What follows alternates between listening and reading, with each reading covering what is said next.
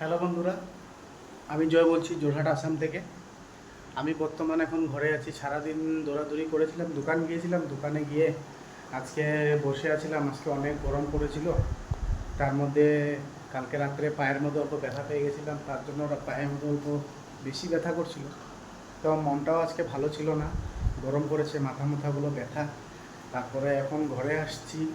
এসে তারপরে আমি ওয়াইফের জন্য সিঙ্গারা নিয়ে আসছিলাম, সমোসা নিয়ে আসছিলাম।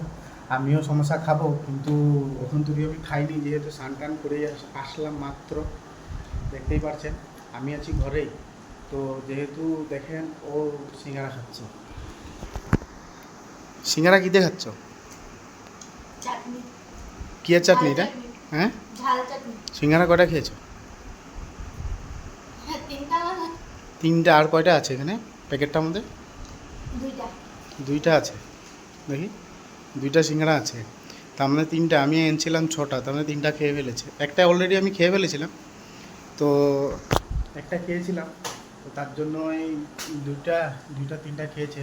বাইরে সুন্দর হাওয়া মারছে, আর বাইরে আজকে ওয়েদারটা বহুত ঠান্ডা। বাইরের ওয়েদারটা বহুত ঠান্ডা আছে, হাওয়া মারছে সুন্দর। তো আমি এখন ঘরের থেকে ব্যালকনিতে আছি। আর আমাদের এদিকে অনেক গরম পড়ছে বর্তমানে, অনেক গরম পড়ছে, দেখতেই পাচ্ছেন। আমি ঘরের সাথেই, মানে ঘরের লোকই আছি। এখানে আমার ভাড়াটি দাদারা আছে, ওরা মনে হয় শুয়ে পড়েছে, ঠিক নেই। খাওয়া দাওয়া করে, ওরা হাজিরা কাজে যায়, তো তার জন্য শুয়ে পড়েছে মনে হয়।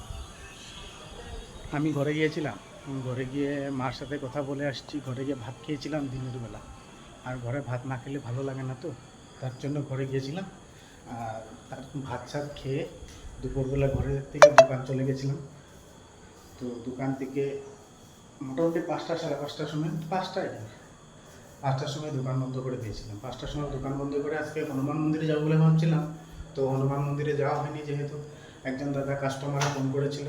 তো ওনার দরজা নেওয়ার কথা ছিল, তো দরজা ফিটিংয়ের কথা ছিল। তো দরজা নিয়েছি একটা, তো দরজাটা নিয়ে তো কালকে ফিটিং করবো। এটা কাঠের দরজা, ওটা আমি ফিটিং করি না, কাঠের মিস্ত্রি ফিটিং করবে। তো কালকে কাঠের মিস্ত্রি ফিটিং করবে সেই দরজাটা।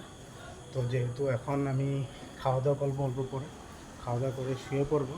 তো কালকে আবার সুন্দর করে সকালবেলা সেম ডিউটি। সোমবার থেকে দেখি ঠাকুরের আশীর্বাদে সব যদি সুন্দরভাবে চলে তাহলে ঠিক আছে। চলুন, বাই।